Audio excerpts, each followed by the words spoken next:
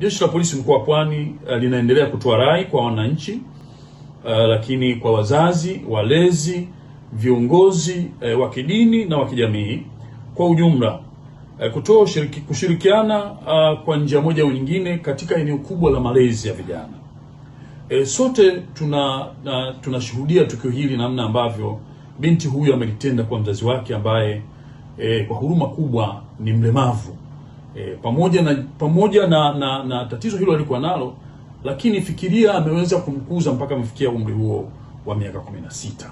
Lakini leo hii, pasi na shukurani wala busara wala hekima, ugomvi wa kukatazwa kwa nia njema kutokwenda kwenye ngoma za aina hiyo usiku, lakini imegeuka kuwa ni madhira makubwa kwa mama huyu ambaye amemlea kwa taabu na dhiki katika kipindi chote cha miaka yake ya 16.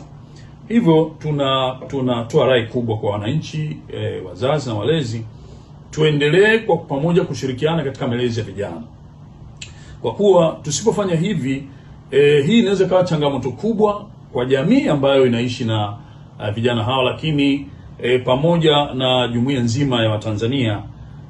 Hii inaweza kusababisha mambo ambayo hatuyategemei yakatokea, hasa haya ya kikatili ambayo mara nyingi vijana wanapenda kuchukulia sheria mkononi.